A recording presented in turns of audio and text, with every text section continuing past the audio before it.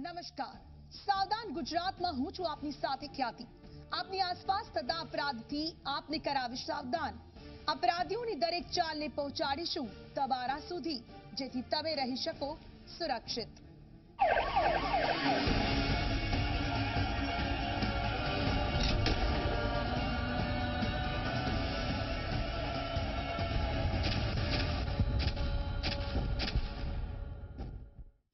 ડાંગના સાપુતારામાં 7 નવેમ્બરે મળેલા અજાણ્યા પુરુષના મૃતદેહનો ભેદ અંતે ઉકેલાઈ ગયો।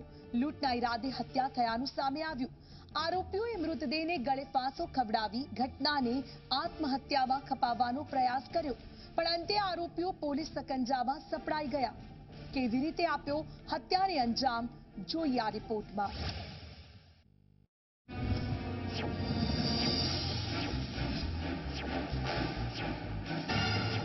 ઉકેલાયો ડ્રાઈવરની હત્યાનો ભેદ। લૂંટના ઈરાદે કરી નિર્દોષની હત્યા।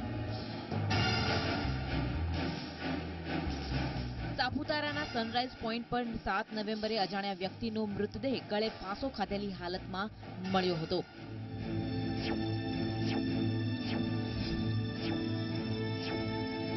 શંકાસ્પદ મૃતદેહને કબજે લઈ પોલીસે તેની ઓળખની દિશામાં તપાસ હાથ ધરી હતી। અંતે ઓળખ થઈ અને આ આત્મહત્યા નહીં પણ હત્યા થયાનું સામે આવ્યું। પોલીસે હત્યાના આરોપસર એક મહિલા સહિત 3 શખ્સોની અટકાયત કરી પૂછપરછ હાથ ધરી તો ચોંકાવનારી વિગતો સામે આવી। રસ્તામાં એમણે સૌપ્રથમ જે ગાડીનો નંબર પ્લેટ હતી એ સૌ પહેલાં ચેન્જ કરેલી અને ત્યારબાદ એમણે ત્યાંથી રવાના થઈ અને રાજસ્થાન જતા રહેલા। એટલે હાલ આ આરોપીઓને અમે અટક કરેલા છે, એમની પૂછપરછ ચાલુ છે। 30 તારીખ સુધીના અમને રિમાન્ડ મળેલા છે। હજુ પણ આ ગુનામાં એમની સાથે કોઈ બીજા સંડોવાયેલા છે કે કેમ, આ ખરેખર જે આરોપીઓ અત્યાર સુધી અમારી પાસે જે કબૂલાત કરી છે એ જ હેતુ છે કે કેમ, અને બીજા એમના વેરઅબાઉટ્સ આ ઘટનાને અંજામ આપવા પછી એ ક્યાં ક્યાં ગયા હતા અને પુરાવામાં પણ જે ખૂટતી કડીઓ છે એ કડીઓ મેળવવા માટે થઈને પણ તજવીજ ચાલુ છે। મૃતકની ઓળખ માટે પોલીસે 3 ટીમ બનાવી ઝીણવટભરી તપાસ આરંભી હતી, જેમાં મૃતક સુરતના ઉમરપાડાનો લક્ષ્મણ વસાવા હોવાનું સામે આવ્યું, જેના ગુમ થયાની પોલીસ ફરિયાદ પણ નોંધાઈ હતી અને બસ પોલીસને મહત્વની કડી મળી ગઈ। દશરથની કાર 3 માસ અગાઉ સંપૂર્ણ નાશ પામી હતી। કોઈ કારણોસર ઇન્સ્યોરન્સ ક્લેમ ન થઈ શક્યો। દશરથ પોતાની કાર જેવી જ કાર શોધતો હતો। લક્ષ્મણની કાર દશરથની કાર જેવી જ હતી। સુરતથી સાપુતારા જવા કાર ભાડે લીધી। જન્મદિવસની ઉજવણીનું કારણ આપી કાર ભાડે લીધી।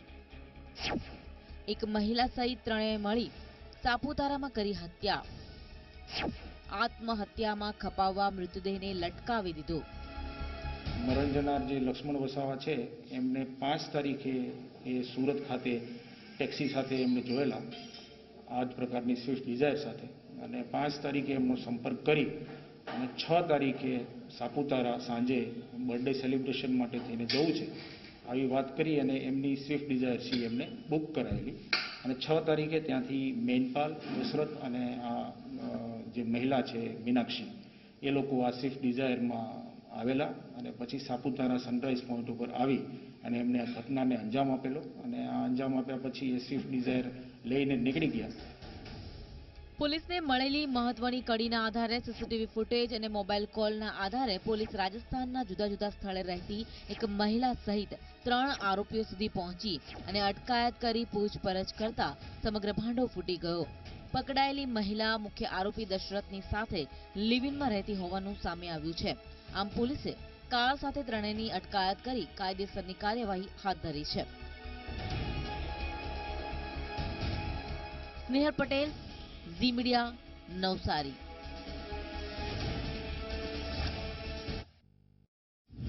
સુરતના બારડોલીના બાબેન ગામે લિવ ઇન રિલેશનશિપનો કરુણ અંજામ આવ્યો। 4 વર્ષ સાથે રહેનારી પ્રેમિકાની જ પ્રેમીએ કરી દીધી હત્યા, પણ પાપ છુપાયા વગર રહે નહીં, તેમ અંતે પ્રેમીના પાપનો ઘડો ફૂટી ગયો અને પોલીસે હત્યાના આરોપસર કરી દીધી ધરપકડ। સાથે જ રિકન્સ્ટ્રક્શનમાં સામે આવી છે ચોંકાવનારી હકીકત, જોઈએ આ રિપોર્ટ.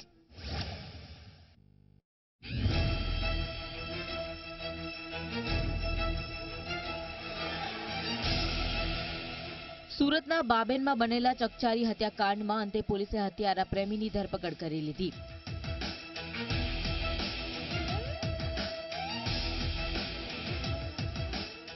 કિકવાડના ચિરાગ પટેલ સાથે લિવિનમાં રહેનારી રશ્મિની હત્યા કરી તેનો મૃતદેહ પોતાના જ પ્રથમ સસરાના ખેતરમાં દાટી દીધો હતો. અંતે પોલીસ તપાસ દરમિયાન પ્રેમીનો ભાંડો ફૂટી ગયો અને આવી ગયો પોલીસ સકંજામાં.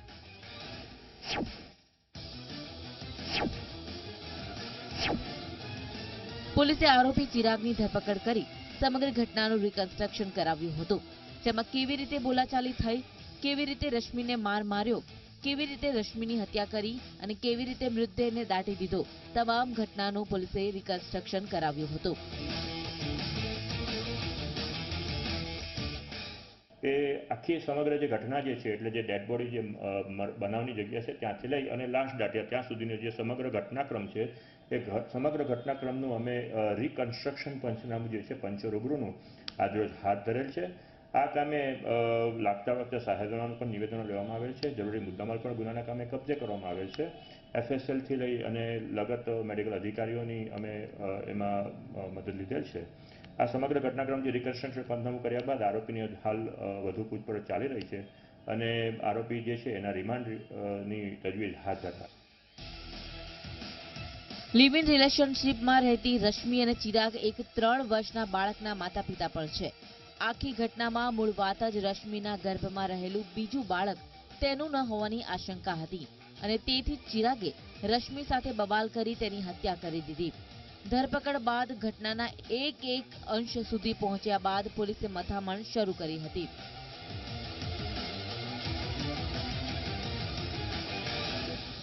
પ્રાથમિક રીતે એવું જણાવેલ છે કે લગભગ સવારે 3:30-4 વાગ્યાનો બનાવ છે અને લાશને લગભગ 4-4:30 નીચે ગાડીમાં મૂકે છે ડિક્કીમાં અને સવારે 7 વાગે 7:30 વાગે ગાડી લઈને નીકળે છે અને 2:30 વાગ્યા સુધી જે છે લાશને દાટી અને લાશને ઢાંકવા સુધીનો સમગ્ર ઘટનાક્રમ છે એ બીજે દિવસે બપોરના 2:30 વાગ્યા સુધીનો એટલે લગભગ 8 થી 10 કલાક જેવો સમય જે છે એને લાશને પોતાના ડિક્કીમાં રાખી છે અને દાટવાનો કાર્યક્રમ કર્યો છે. ત્યાં સુધી એ પોતે લાશની સાથે રહ્યો છે એવું કહી શકાય તેમ છે. વહેલી સવારે 4 વાગ્યે કરી હત્યા. સવારે 4:30 વાગ્યાથી 5 વાગ્યા આસપાસ મૃતદેહ લઈ ગયો. મૃતદેહને દાટવા ગાડીની ડિક્કીમાં લઈ નીકળ્યો. કલાકો સુધી મૃતદેહ સાથે ગામોમાં ફરતો રહ્યો. પરિવારજનોના ખેતરોમાં જગ્યા શોધી. પકડાવાની બીકે સસરાના ખેતરમાં મૃતદેહ દાટ્યો. મૃતદેહ પર મીઠું નાખી તાડપત્રીમાં લપેટી દાટ્યો. ખાડો ઊંડો હોવાથી ટ્રેક્ટરથી માટી નાખી. વાલોડ ખાતે નવા ફળિયા ખાતે જે તેમની જે પ્રથમ પત્ની જે છે ધરતીબેન એમના ફાધર એમની એટલે કે એમના સસરાના ખેતરમાં જાય છે. ત્યાં આગળ એક જગ્યાનો સર્વે કરે છે. ત્યાં આગળ એક કોણામાં એક કોર્નરમાં એક ખાડો ખોદેલો હોય છે. જેથી એ જગ્યાના સર્વે થયા બાદ એ મજકૂર આરોપી જે છે એ દાસવાળી ગાડી લઈ વાલોડ ખાતેથી તાડપત્રી અને મીઠું એ ખરીદે છે અને ફરી પાછો પોતાના સસરાના ખેતરમાં આવે છે.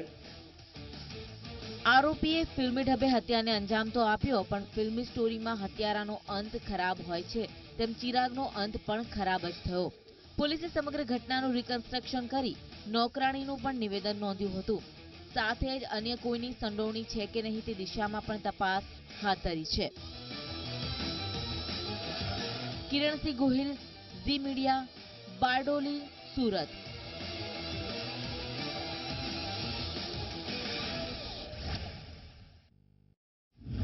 એસીબીના ઇતિહાસમાં પ્રથમ વખત જાતીય સતામણી અને ભ્રષ્ટાચાર નિવારણ અધિનિયમ અંતર્ગત ગુનો દાખલ કરવામાં આવ્યો છે. સરકારી મેડિકલ કોલેજમાં પ્રાધ્યાપક તરીકે ફરજ બજાવતા શૈલેષ નાગર પર જાતીય સતામણી અને પૈસા માંગવાનો આરોપ લાગતા એન્ટી કરપ્શન બ્યુરોએ આરોપીની ધરપકડ કરી વધુ તપાસ હાથ ધરી છે. કોણ છે આ પ્રાધ્યાપક અને કેટલી મહિલા તબીબો પાસે આવી અભદ્ર માંગણી કરી ચૂક્યો છે? જોઈએ આ રિપોર્ટમાં.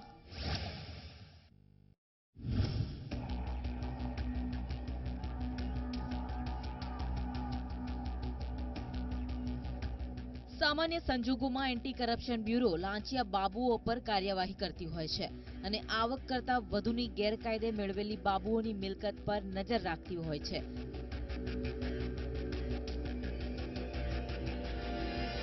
પરંતુ ગુજરાત એસીબીમાં પ્રથમ એવો કિસ્સો સામે આવ્યો જેમાં આરોપી પર લાંચ લેવાની સાથે જાતીય સતામણી કરવાનો આરોપ લાગ્યો છે.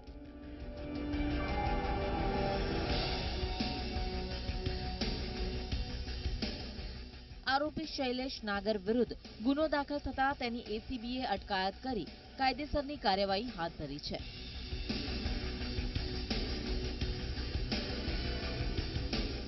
જુલાઈ 2019માં આ પ્રોફેસર વિરુદ્ધ એક ફરિયાદ થયેલી. જે તે વખતે મેડિકલ કોલેજ વડોદરા ખાતે એક કમિટીની રચના કરવામાં આવેલી, જેમાં તેઓ દોષિત જણાતા તેઓની બદલી MP Shah medical college Jamnagar ખાતે કરવામાં આવેલી અને હાલ તેઓ MP Shah medical college Jamnagar ખાતે એનાટોમી વિભાગના હેડ ઓફ ધ ડિપાર્ટમેન્ટ તરીકે ફરજ બજાવે છે. એસીબીને બે પીડિતાઓએ પોલીસ ફરિયાદ નોંધાવતા ડોક્ટર શૈલેષ નાગરની અટકાયત કરવામાં આવી છે. મેડિકલ કોલેજની મહિલા તબીબો દ્વારા રાજ્ય સરકાર સુધી ફરિયાદ કરતા મામલો સામે આવ્યો છે.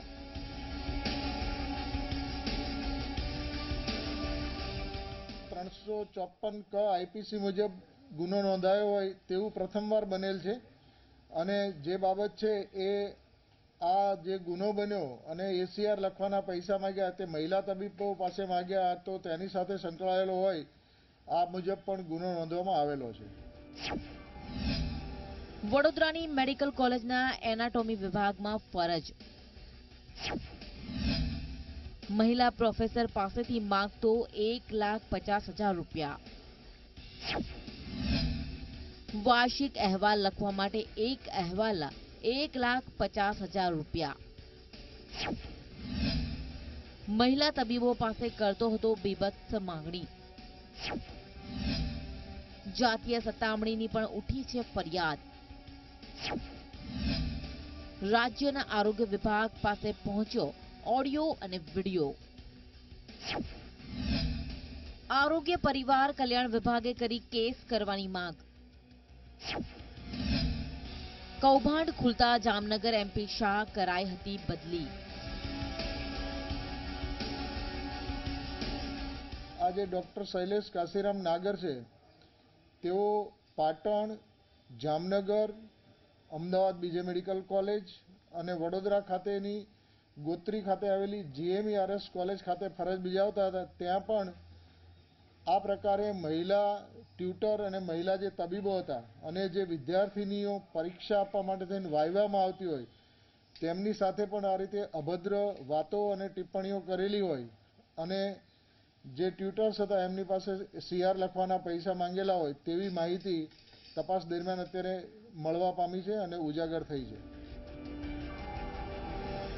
પકડાયેલ પ્રાધ્યાપક શૈલેષ નાગર અગાઉ જે કોલેજમાં ફરજ બજાવી ચૂક્યો છે. ત્યાં પણ કેટલી મહિલા તબીબોને પોતાનો શિકાર બનાવી છે તે દિશામાં પણ તપાસ ચાલી રહી છે. સાથે જ અન્ય મહિલા તબીબોને પણ સામે આવી ફરિયાદ કરવા અપીલ કરાઈ છે. હાલ આ ગુનામાં પ્રિવેન્શન ઓફ કરપ્શન એક્ટની કલમ 7 અને 13(2) મુજબ તથા IPC 354 ક મુજબ ગુનો દાખલ કરવામાં આવેલો છે અને આગળ ઉપર જેમ પુરાવા મળશે તેમ આ અંગે તપાસ કરવામાં આવશે અને આ પ્રોફેસર ડોક્ટર શૈલેષ કાશીરામ નાગરે જ્યાં જ્યાં ફરજ બજાવી છે ત્યાંથી વિગતો આવશે અને જે કોઈ મહિલાઓની સતામણી થઈ હશે તેઓ જો આગળ આવી અને જાણ કરશે તો આ વિશે તપાસનું ફલક વધારી અને વ્યાપકપણે તપાસ કરવામાં આવશે. હાલ તો આરોપી વિરુદ્ધ ભ્રષ્ટાચાર નિવારણ અધિનિયમ 1988ની કલમ 7, કલમ 13 તથા IPC કલમ 354 હેઠળ ગુનો દાખલ કરવામાં આવ્યો છે. હવે જોવાનું એ રહે છે કે આરોપી વિરુદ્ધ વધુ કેટલી ફરિયાદ આવે છે. મેડિકલ કોલેજના પ્રાધ્યાપક દ્વારા જાતીય સતામણી અને પૈસાની માંગણી કરવાના આક્ષેપસર આખરે ગુજરાત એસીબીમાં પ્રથમ એવો ગુનો નોંધાયો કે જ્યાં જાતીય સતામણીનો પણ એસીબીએ ગુનો દાખલ કર્યો. જો કે વધુ તપાસ બાદ સામે એ પણ આવ્યું કે અન્ય કેટલીક જગ્યાએ ફરજ બજાવી ચૂકેલા પ્રાધ્યાપક શૈલેષ નાગર અન્ય કેટલીક મહિલા તબીબો અને ટ્યુટરને પણ પોતાનો હવસનો શિકાર બનાવવા માટે કોશિશ કરતો. કેમેરામેન અક્ષય રાવલ સાથે મૌલિક દામેચા, ઝી મીડિયા, અમદાવાદ. વડોદરાના પાદરાની ફાર્માસ્યુટિકલ કંપનીમાં થયેલી લાખોની ચોરીનો ભેદ અંતે ઉકેલાઈ ગયો.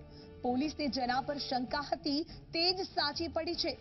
23 લાખની કિંમતના મોંઘા દાટ સિલોડીન પાવડરની ચોરી થતા તાલુકાની પોલીસ દોડતી થઈ અને અંતે ચોર સકંજામાં આવી ગયા છે. કોણે કરી હતી ચોરી અને કેવી રીતે આપ્યો હતો ચોરીને અંજામ, જોઈએ આ રિપોર્ટમાં.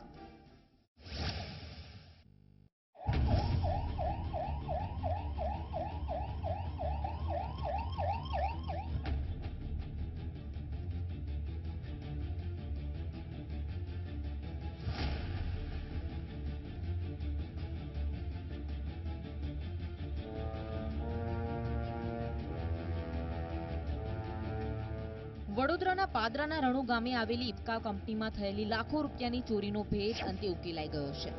પોલીસે ચોરીના આરોપસર 5 આરોપીઓની ધરપકડ કરી છે. ઇફકા લેબોરેટરીઝ લિમિટેડ કંપનીમાંથી 23 લાખથી વધુની કિંમતના સિલોડીન પાવડરની ચોરી થઈ હતી. આ પાવડર અંદાજિત 2.5 લાખ રૂપિયા કિલોના ભાવે મળે છે. તેથી તેની ચોરીનો ભેદ ઉકેલી આરોપીઓને પકડવા જરૂરી હતા. તેમાં પોલીસને સારી સફળતા મળી છે. પકડાયેલા આરોપીઓમાં કંપનીના કામદાર પણ સામેલ છે અને એક પૂર્વ કામદાર હોવાનું સામે આવ્યું છે. ઘણા દિવસોની ઝીણવટભરી તપાસ બાદ પાદરા પોલીસે ટોટલ 5 આરોપીઓની ધરપકડ કરી છે. જે પૈકી 3 આરોપીઓ છે એ આ કંપનીના ઇફકા કંપનીના કોન્ટ્રાક્ટ એમ્પ્લોયી છે. એક આરોપી છે એ કાયમી એમ્પ્લોયી છે અને એક આરોપી છે જેની 6 મહિના પહેલા અહીંથી ફાયર કરવામાં મતલબ પાસ્ટ એમ્પ્લોયી છે. એની અત્યારે ધરપકડ કરવામાં આવી છે અને જે મુદ્દામાલ ચોરી થયો હતો તે પૈકી જે સિલોડોસિન એપીઆઈ એક્ટિવ ફાર્માસ્યુટિકલ ઇન્ગ્રેડિયન્ટ છે જેની અંદાજિત કિંમત 19 લાખ રૂપિયા છે એને સંપૂર્ણપણે પોલીસને રિકવરી કરવામાં સફળતા મળેલ છે અને જે લોસાર્ટન સોડિયમ મટીરિયલ છે એની બાબતે હજી આગળ તપાસ ચાલુ છે. પોલીસે આરોપીઓને પકડવા માટે ડોગ સ્ક્વોડ અને એફએસએલની મદદ લીધી હતી. ઝીણવટભરી તપાસના અંતે જેવી આરોપીઓની ભાળ મેળવી તુરંત તમામને પકડી ચોરીની ઘટનાનું રિકન્સ્ટ્રક્શન પણ કરવામાં આવ્યું. આ સમયે ફિંગરપ્રિન્ટ નિષ્ણાતોની પણ મદદ લેવામાં આવી હતી. ગોડાઉનની નેટ અને જાળી તોડી નાખી. કંપનીના હેલ્પર હોવાથી રસ્તાનો હતો ખ્યાલ. ગોડાઉનની ચાવી અંગે પણ હતી જાણ. ગોડાઉનમાં ઘૂસી સિલોડીન પાવડર ચોર્યો. પાવડર ચોરી થઈ ગયા હતા ફરાર. પોલીસે આરોપીઓ સુધી પહોંચવા માટે ફિલ્મી પોલિસી વાપરી હતી અને તમામ પૂછપરછ તથા તપાસના અંતે આ 5 આરોપીઓ સકંજામાં આવી ગયા છે. આમાં તપાસમાં મેઇન જે ફાળો છે એ પાદરા લોકલ પોલીસ સ્ટેશનની જેટલી ડી સ્ટાફ અને બાકી સભ્યોનો છે. પ્લસ એલસીબી બી આમાં ઇન્વેસ્ટિગેશનમાં જોડાણી હતી અને જેનો બી અમને ફાયદો મળેલો છે. પોલીસે આરોપીઓને પકડી ચોરીની ઘટનાનું રિકન્સ્ટ્રક્શન તો કરાવ્યું છે, સાથે જ આ પાવડર ચોરીને કોને આપવાના હતા અને કોણે આટલી મોટી માત્રાના પાવડરની ડિમાન્ડ કરી હતી તે દિશામાં પણ પોલીસ તપાસમાં લાગી છે.